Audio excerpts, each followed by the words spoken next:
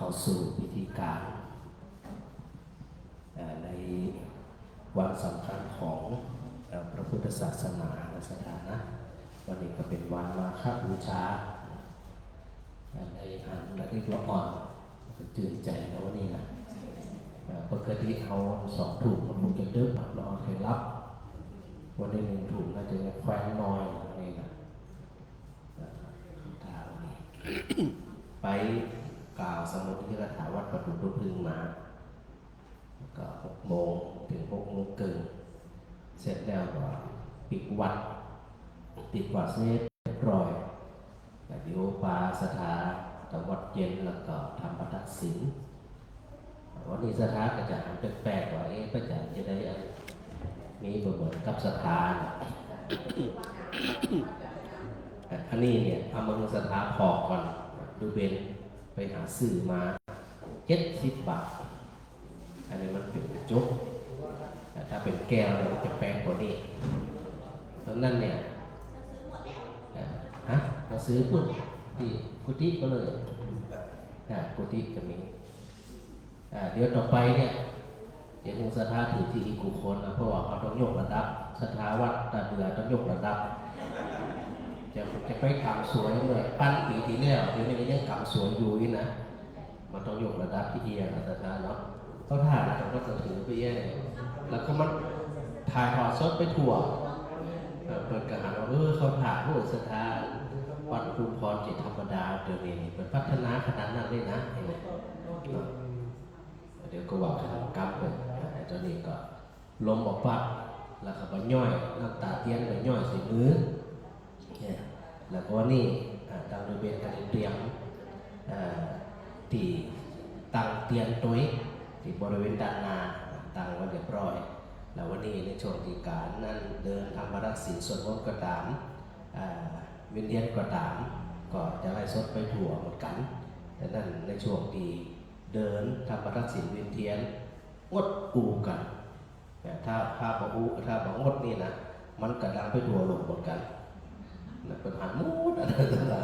ๆโอ้นี่มันมาเวียนเทียนอย่างว่าอูกันแบบที่หานี่ที่ว่าเองนะคนปรับเอาเนาะสถานที่อันที่ต่างบริการต่างอันเฟซบุ๊กไลฟ์เนาะขณะนี้ก็มีหลายคนหลายท่านนะที่บันไดติดตามอยู่อย่างอยู่เนี่ยก็ถือโอกาสได้สวดมนต์ในพระพร้อมกัน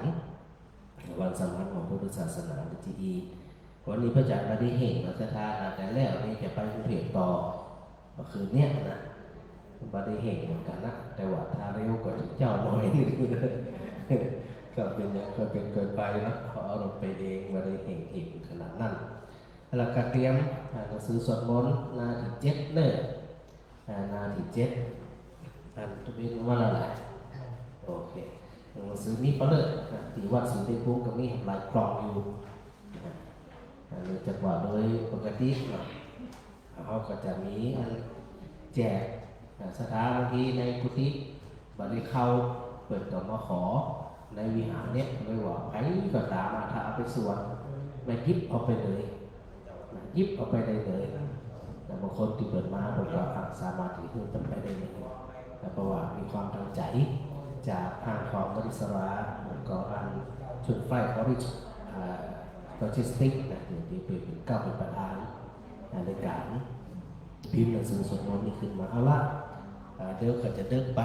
นะวันนี้มีละครตอนแต่งมาจัดหลายคนนะมีความตั้งอกตั้งใจเป็นการปลูกฝังนะสถานะปัญหาที่อี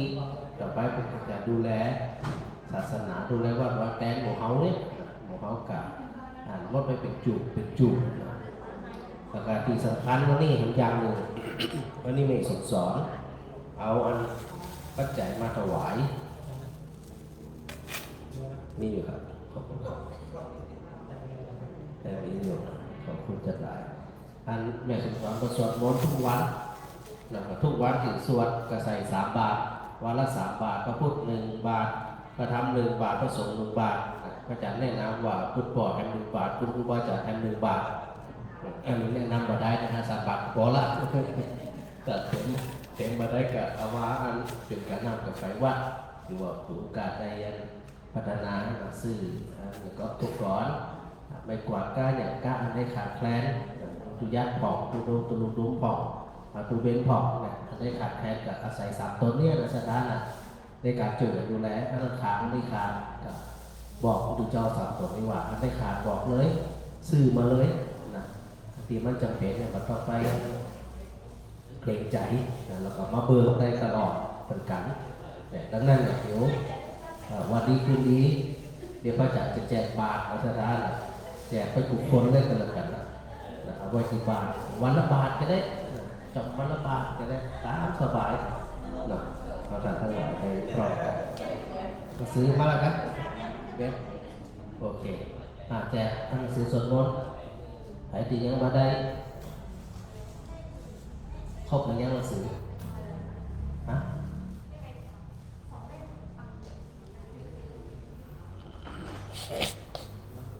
เอาไปหมดเลยเสือไข่มาที่หลังแล้วที่หลัง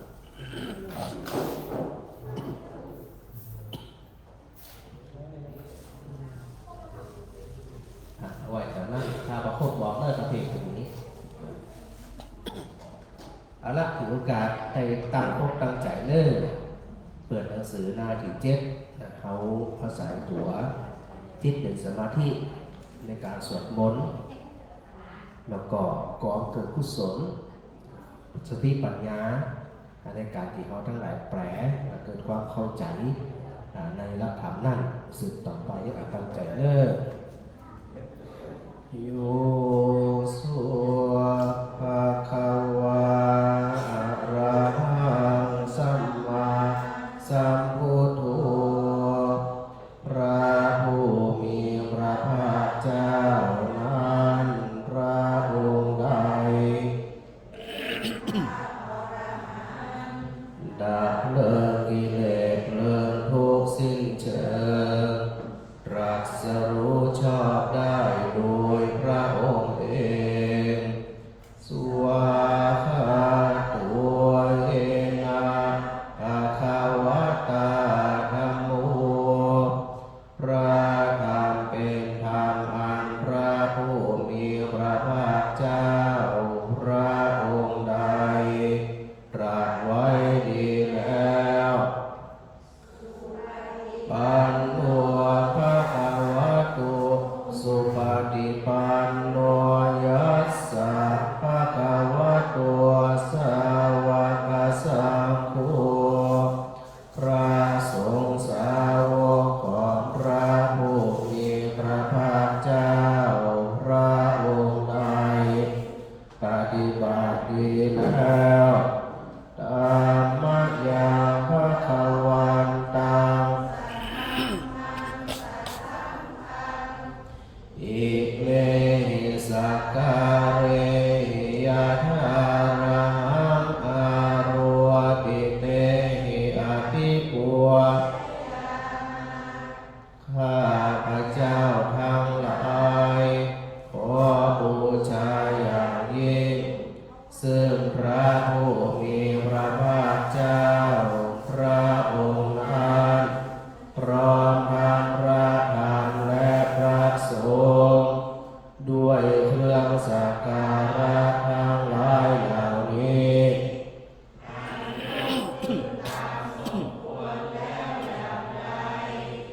สา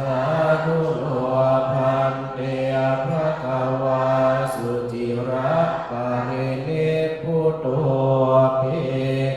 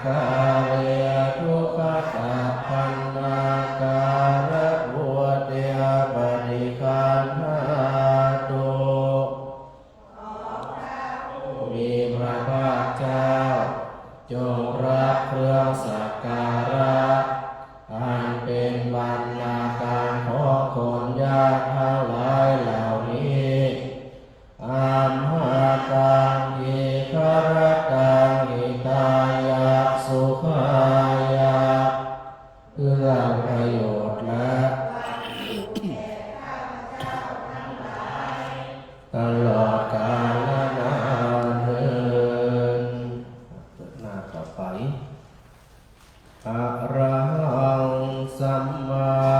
สัมพุทโธภะคะวาพระผู้มีพระภาคเจ้าเป็นพระอรหันต์ดับเพลิงกิเลสเพลิงทุกข์สิ้นเชิง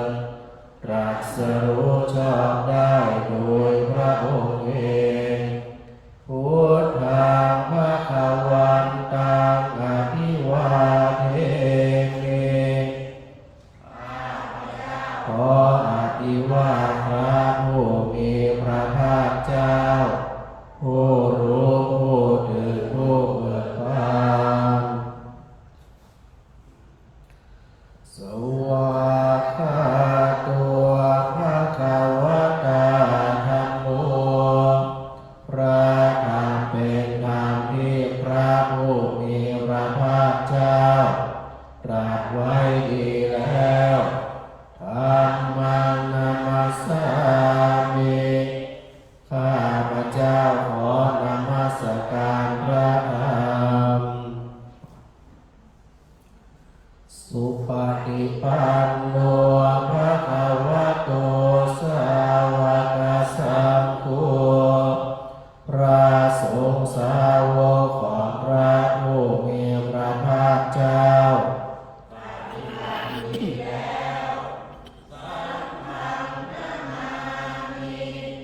ข้าพเจ้าขอนอบน้อมพระสงฆ์นะโมตัสสะภะคะวะโตขอนอบน้อมแด่พระผู้มีพระภาคเจ้าพระองค์นั้นอะระหะโตซึ่งเป็นผู้ไกลจากกิเลสสัมมาสัมพุทธัสสะ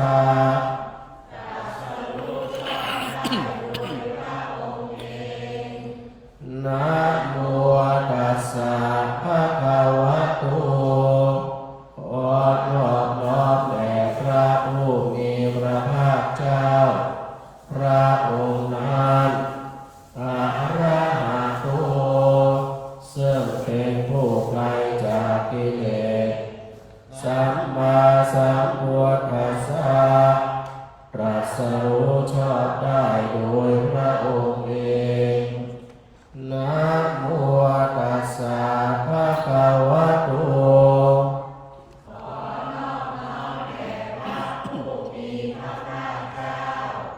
พระองค์นั้นอะระหะโตซึ่งเป็นผู้ไกลจากกิเลสสัมมาสัมพุทธัสสะ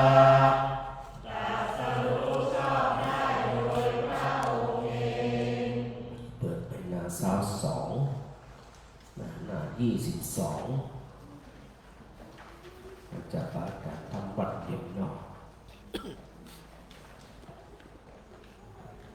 อันนมยังพุทธานุสตินยังกโรมาเสปานะภะคะวันตังเอ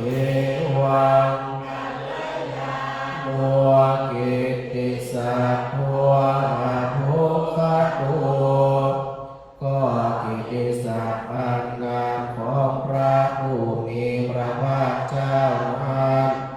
ได้ฟุ้งไปแล้วอย่างนี้ว่าอิติปิโสภะคะวาเพราะเหตุอย่างนี้อย่างนี้พระผู้มีพระภาคเจ้านั้นอะระหังจากกิเลสสัมมาสัมพุทโธเป็นผู้ตรัสรู้ชอบได้โดยพระองค์เองวิชาจารณสัมปันโนเป็นผู้ถึงพร้อมด้วยวิชาและจารณะสุขโตเป็นผู้ไปแล้วด้วยดีเป็นผู้รู้โลกอย่างแจ่มแจ้งอนุตตรปุริสธรรมสารถิ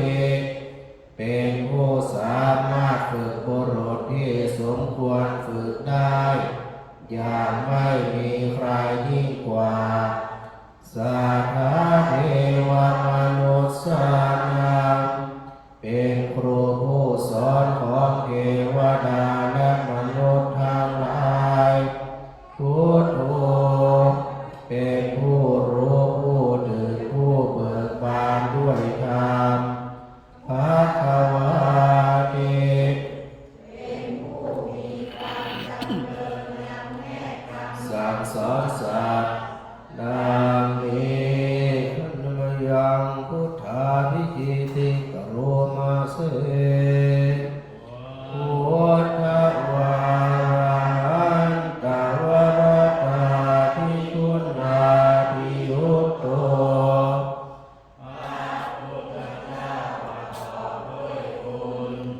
มีความประเสริฐแห่งอรหันตคุณเป็นต้นสุทธาภิญาณกรุณาหิสัมมาคัตตุมีพระองค์อันประกอบด้วยพระญาณและพระกรุณาอันบริสุทธิ์โอเนสิโยสุชนะตังกัมลังวสุโรพระองค์ใดทรงประทำชนที่ดีให้เบิกบานตามบัวให้บานวันธามหังกัมรณังศิรสาธิเมธังข้าพระเจ้าไหว้พระชินสีห์ผู้ไม่มีกิเลสพระองค์นั้นด้วยเสียงกล่าวพุทโธโยสัพพปาทินังสรณังเขมันโมตตมังพระพุทธเจ้าพระองค์ใดเป็นสรณะอันเกษมสูงสุดของสัตว์ทั้งหลายปัฏฐมานุสติทานังวันทาข้าพระเจ้าไหว้พระพุทธเจ้าพระองค์นั้นอันเป็นที่ตั้งแห่งความระลึกองค์ที่หนึ่งด้วยเสียงกล่าวพุทธาสหัสมิทาโสวะพุทโธเมสามิกิสโรเป็นพระของพระพุทธเจ้าพระพุทธเจ้าเป็นนายมีอิสระเหนือข้าพเจ้าพุทโธทุกขัสสะตาจามิตาสเมพระพุทธเจ้าเป็นเครื่องกำจัดทุกข์และทรงไว้ซึ่งประโยชน์แก่ข้าพเจ้าพุทธาสาหังนิยาเนมิสริรังชีวิตังจิตังมอบกายถวายชีวิตนี้แด่พระพุทธเจ้าวันพันโตหังจาริสามิพุทธาเสวะสุโพธิตังผู้ว่าอยู่จากประพฤติตามซึ่งความตรัสรู้ดีของพระพุทธเจ้านาภิ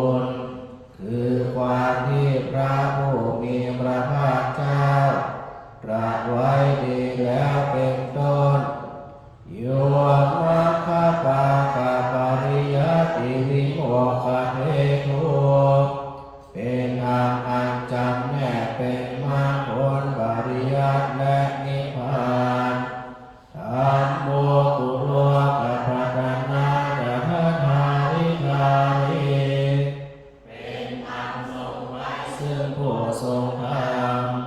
จากการตกไปสู่โลกที่ชั่ววันทามหากรรมรณังมะเมตังข้าพเจ้าว่าพระธรรมอันประเสริฐนั้น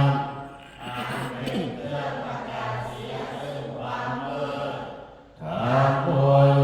สัพพปานินังสารนังเขมมุตตะมังพระธรรมใดเป็นสรณะอันเกษมสูงสุดของสัตว์ทั้งหลายทุติยานุสติทานังวันทาข้าพเจ้าไหว้พระธรรมท่านอันเป็นที่ตั้งแห่งความระลึกองค์ที่สองด้วยเสียงกล้าวอัมมาสาหัสมิทาโสวะธัมโมเมสามิกิสโรข้าพเจ้าเป็นทาสของพระธรรมพระธรรมเป็นนายมีอิสระเหนือข้าพเจ้าธัมโมทุกขาสัพพาตาจักวิทาตาจัยตัสสเม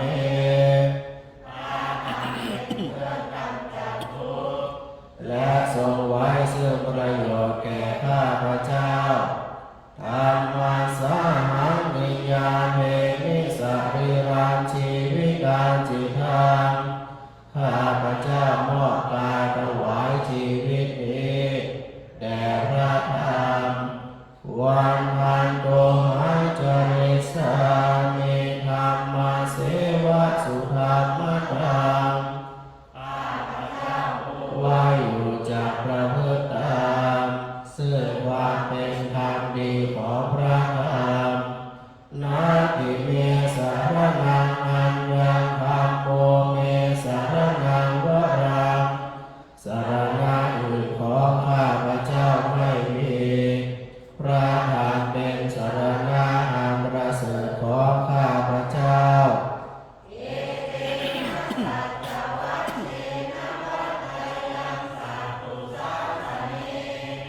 ด้วยการกล่าวคำสัตย์นี้ข้าพเจ้าพึงเจริญในพระศาสนาของพระศาสดาอัมมาเมวันทะมาเนนะยังพุญญังอสุตังอิทาผู้ว่าอยู่ซึ่งพระธรรมได้ผลขวายบุญใดในบัดนี้วายาเมมาเหสุตตาสเนจะสาอันตรายทั้งปวงอย่าได้มีแก่ข้าพเจ้าด้วยเดชแห่งบุญนั้นกายนวาจายวเจตสาวาด้วยกายก็ดีด้วยวาจาก็ดีด้วยใจก็ดีนาเมอุกัมมังปะกะตังมยายังการงานที่เทียนงานใดที่ข้าพเจ้ากระทำแล้วในพระธรรม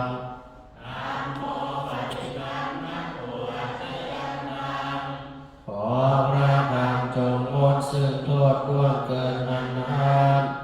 กาลันตะเรสังวริโยวะธรรมเมเพื่อการสำรวมระวังในการต่อไปอันมยังสังขานุสตินยังกโรมาเส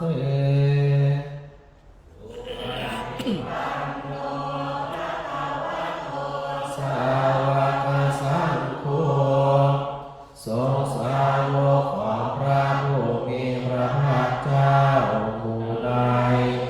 ปฏิบัติดีแล้วอุชุปฏิปันโนภะคะวะโตสาวกสังโฆทรงสาวกของพระผู้มีพระภาคเจ้าผู้ใดปฏิบัติตรงแล้วภะคะวะโตสาวกสังโฆทรงสาวกของพระผู้มีพระภาคเจ้าผู้ใดปฏิ ฏิบัติเพื่อรู้ธรรมเป็นเครื่องออกจากทุกข์แล้วสามีจิปฏิปันโนภะคะวะโตสาวกสังโฆสงฆ์สาวกของพระผู้มีพระภาคเจ้าหมู่ใดปฏิบัติสมควรแล้วญาติธรรมได้แก่บุคคลเหล่านี้คืออานิอาคาปุริสปุคคลาคู่แห่งบุรุษสี่คู่นับเรียงตัวบุรุษได้แก่บุรุษเอสาภะคะวะโตสาวกสังโฆนั่นแหละสงฆ์สาวกของพระผู้มีพระภาคเจ้าอาหุนัยโยเป็นสมควรแก่สักการะที่เขานำมาบูชา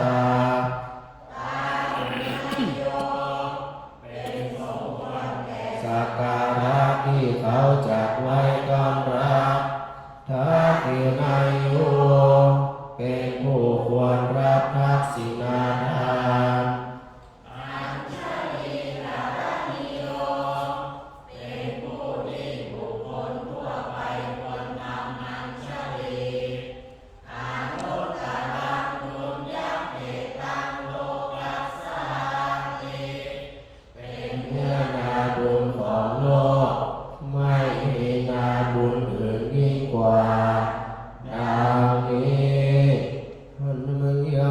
สังฆาภิกิติกโรมาเส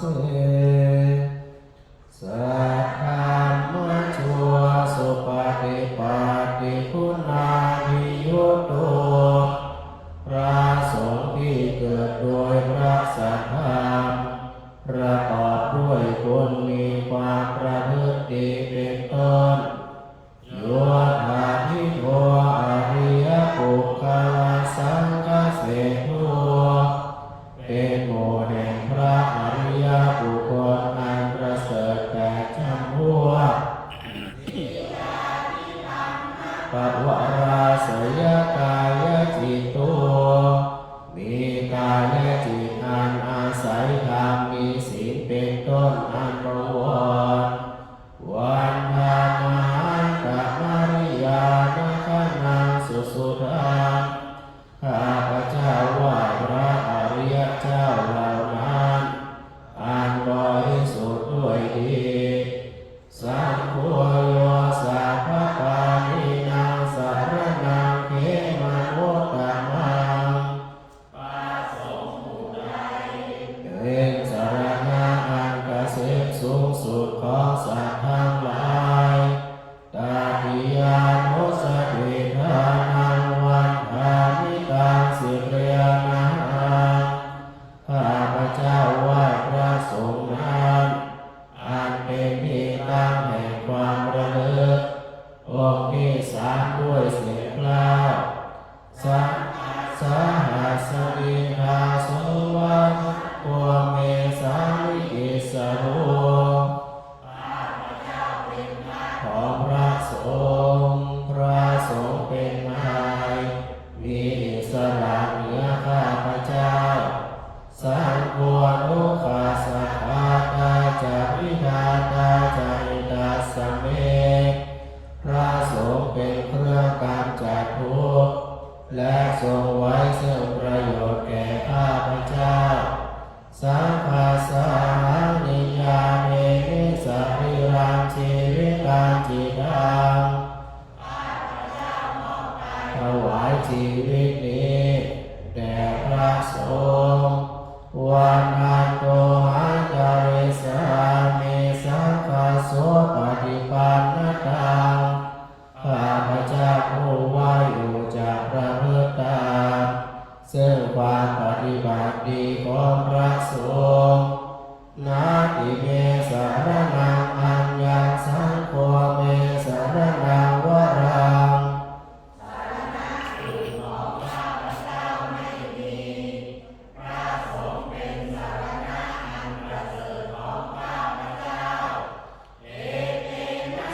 จวัชเชนวัฏไทยังสัพ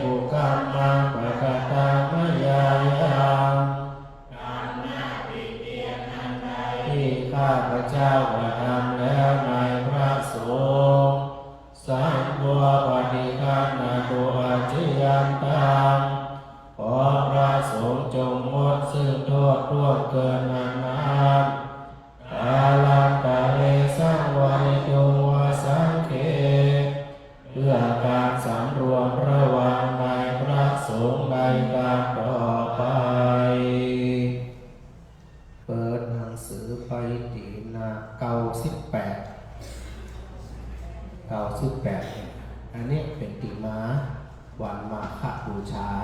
ก็คือวันที่พระพุทธเจ้าทรงแสดงโอวาทปาติโมกข์นา98วันนั้นพระพุทธเจ้าตัดเนี่ยนะแล้วนั้นเราจะได้คติธรรมในความเข้าใจเอาถือโอกาสในส่วนในสิ่งที่พระพุทธเจ้าทรงแสดงในวันนั้นโดยปากแล้วยัง98ออกมานอกเอาดึงภาษาบาลีเอาดึงภาษาไทยตัวจะได้เข้าใจมาพร้อมกันขันติปรมังกโพธิติฆา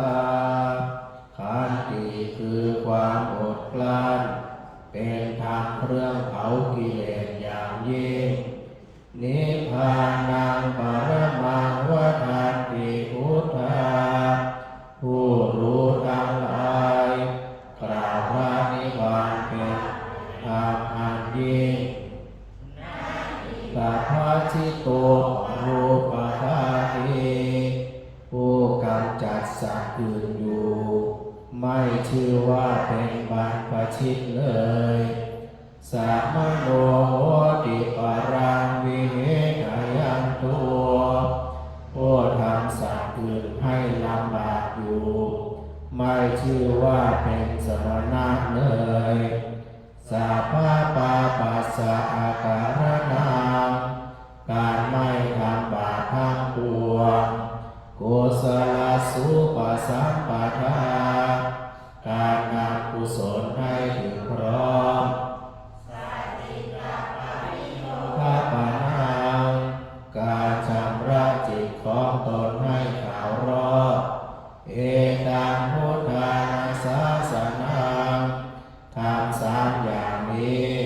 เป็นคำสั่งสอนของพระพุทธเจ้าทั้งหลายอนุปวาโทอนุปทาโตการไม่พูดร้าย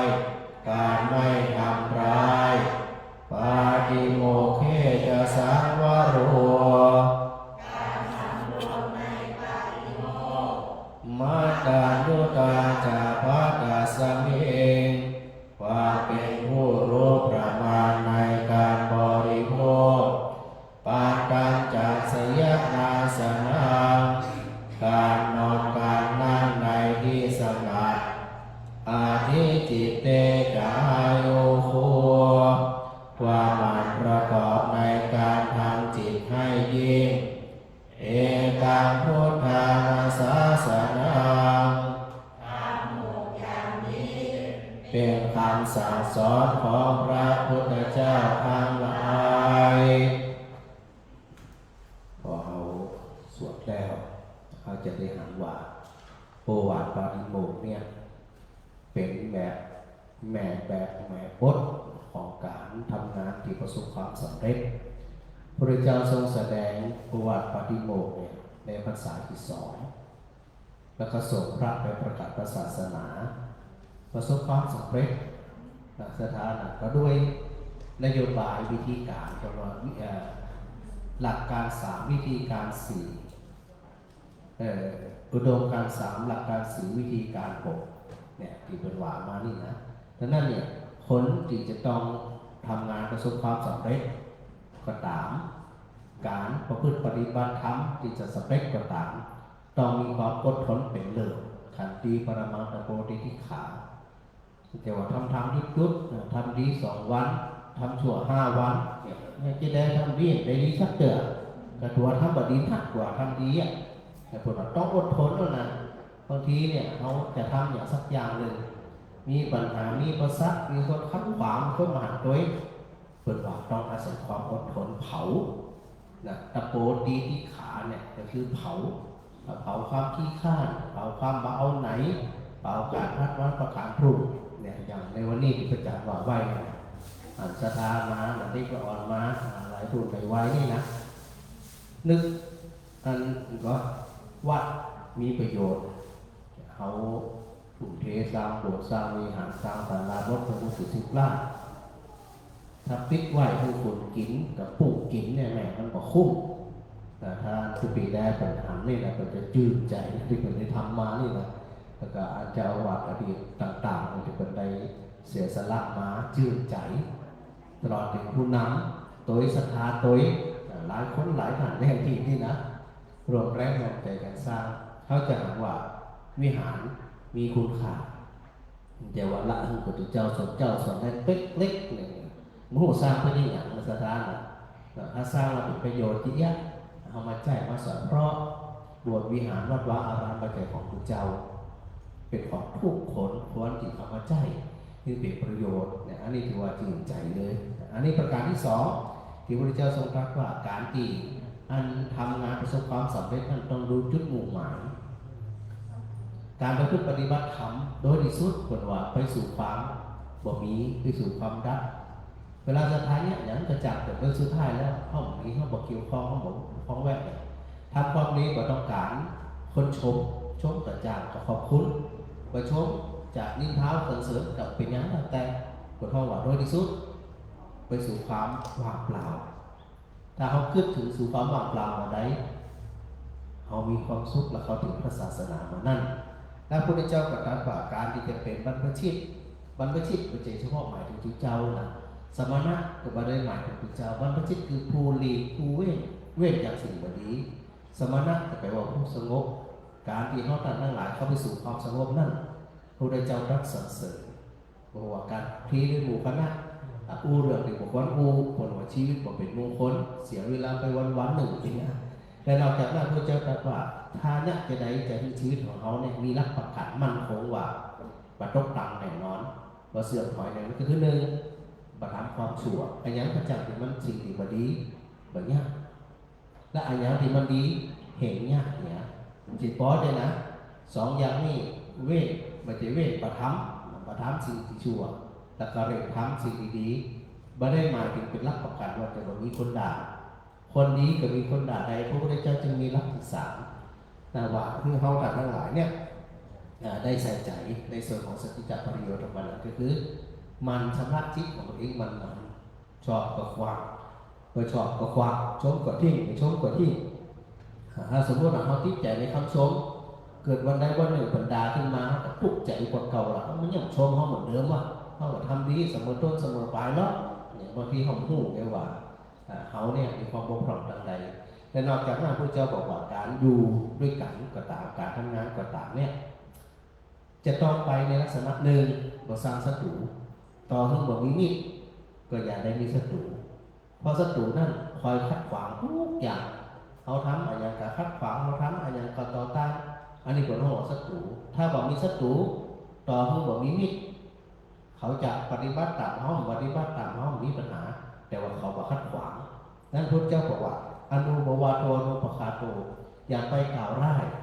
อย่าไปหมู่ร้ายต่อคนอื่นเขาจะดีจะชั่วเป็นเรื่องของเขาอย่าไปกันแนะอย่าไปยังเขาทำหน้าที่ของเขา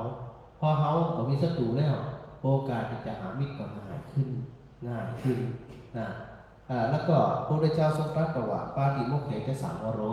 สำรวมนั้นปาติโมกข์ก็คือสำรวมในข้อปฏิบัติของตัวเองคนเขาเนี่ยนะจะอยู่ในสังคมอย่างสง่าผ่าเผยโดยที่บรรลุสอนเนี่ยก็จะต้องเป็นคนที่สำรวมตัวเองอยู่มันว่าตัวเองเป็นติกอพระหากอเป็นติที่เตียนกอเป็นติสังคมบัดต้องการกอนะคนเขาว่าเธอจะต้องดูแลตัวเธอเองมันพระสงฆ์กระบวนการในฐานะที่ทำหน้าที่เป็นประกาศศาสนาเธอจะต้องดูแลตัวเก่ารักษาตัวเก่าอันใดที่พอใจแบบนี้บ่ถูกต้องอย่าไปเกี่ยวข้องเพราะจะเธอจะบสง่าผ่าเผยจะไปประกาศทั้งก่อนอย่างจะไปน้ำไผ่ก่อนอย่างเพราะตัวเองนั่นมีข้อบกพร่องพระพุทธเจ้าบอกให้สำรวมตัวเองเสมอนอกจากนั้น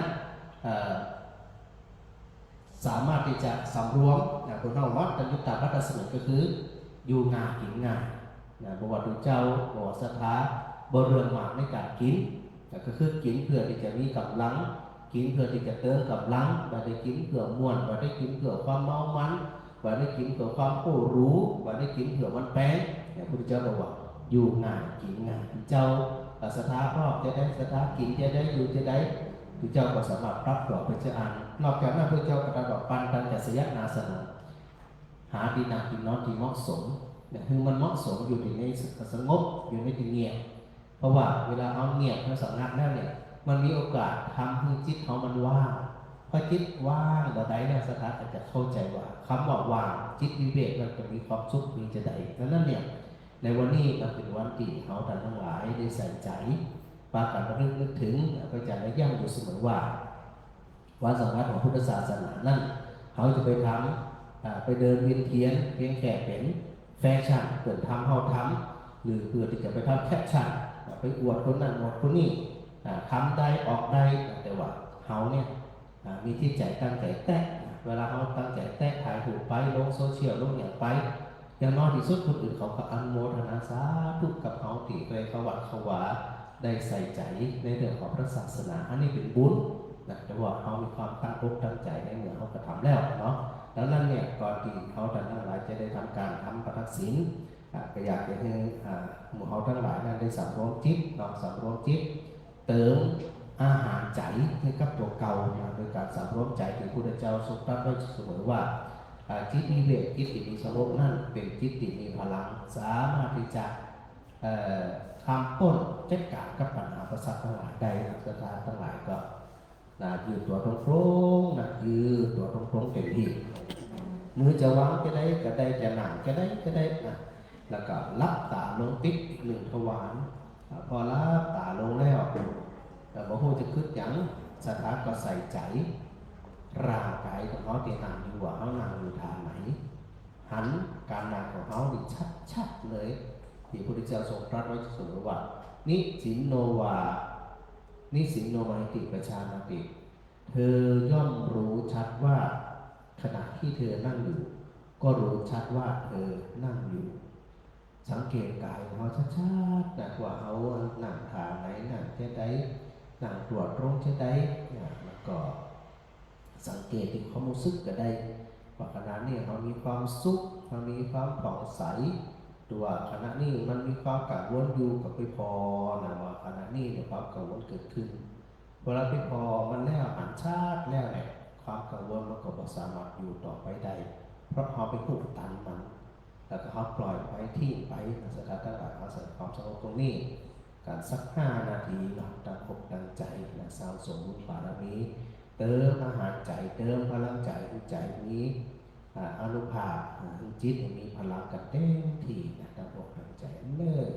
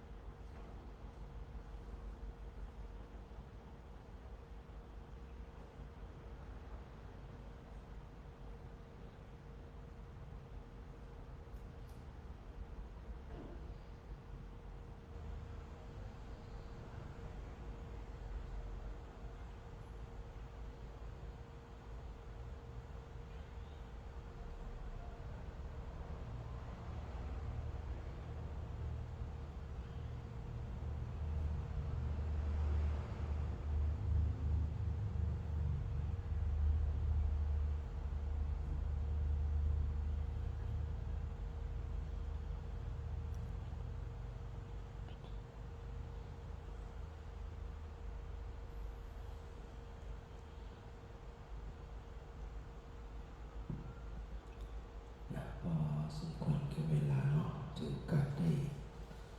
ตั้งโมขึ้นพร้อมกันจากที่อธิษฐานก่อนที่เราจะทำการเดินทำประสิทธิ์เป็นเทียนด้วยความตั้งใจกันเนิ่นนะโมตัสสะภะคะวะโตอะระหะโตโมตัสสะภะคะวะโตอะระหะโตสัมมาสัมพุทธัสสะ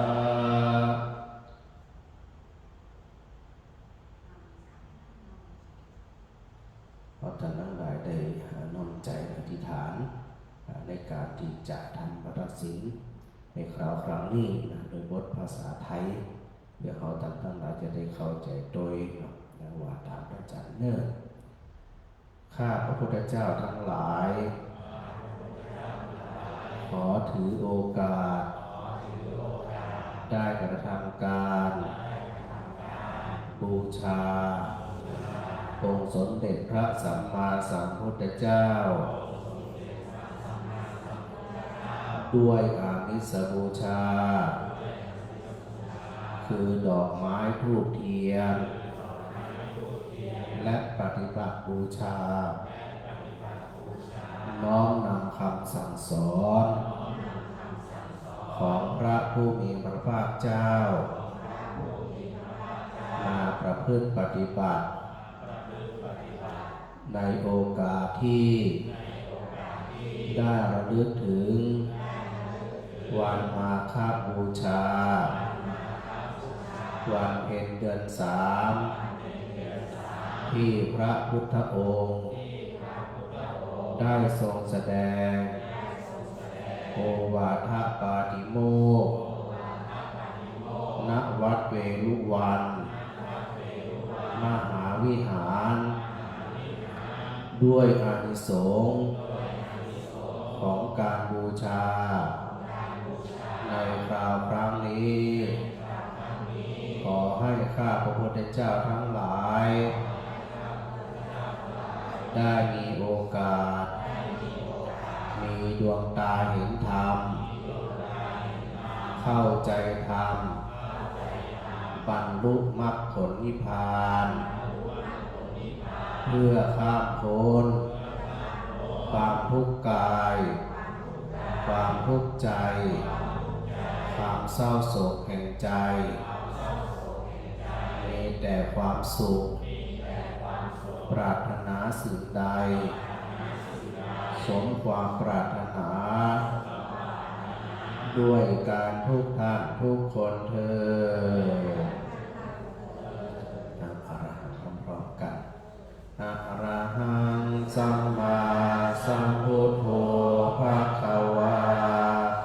พุทธังภะคะวันตังอภิวาเทมิสวากขาโตภะคะวะตาธัมโมธัมมังนัมมัสสามิสุปฏิปันโนภะคะวะโตสาวกสังโฆสังฆังนะมามิก่อนที่จะเดินไปรับพรก็ที่จะก่อนเนิ่นสปิติถวายได้ในวัดสถานมันยังถวายได้ทั้งนี้นะอย่าหิปิดละตั้งใจรับพรยะถาวาริวหาปุราปริปุเรนติสาครังเอวะเมวะอิโตทินังเปตานาอุปกปติอิจิตังปฏิตังตุมหังคิปะเมวะสมิจจตุสัพเพปุเรตุสังกัปปะจันโทปนะระโสยะถามณิโชติระโสยะถาสัพพิติโยวิวัจจันตุสัพพะโรโควินัสสตุมาเตภวัตวันตรายโยสุขีทีฆายุโกภวะอภิวาทนาสีลิสนิจังอุทธาปจายโนจัตตารโอธัมมาวัฏันติอายุวันโนสุขังปะลังเดี๋ยวพอเดินไปแล้วมีพระอาจารย์นำมีพระสงฆ์นำ ก็มีการถ่ายทอดสดด้วยจะเดินเป็นสองแถวก็ได้อย่างสถานะจุดเตียนก็ได้นะจุดยาววันนี้เขาจะได้ถ่ายต่อเวลาเดินที่พระอาจารย์ว่าไว้นั่นแหละเพื่อสำรวจก้าวเท้าเอาซ้ายหัวก้าวซ้ายขวาหัวก้าวขวาเป็นการเดินจงกรมนอกถวายเป็นปฏิบัติบูชาโดย3 รอบเดินไปกับรถไปเดินไปกับรถไปสำรองวาจามาตั้งอกตั้งใจกันเนิ่น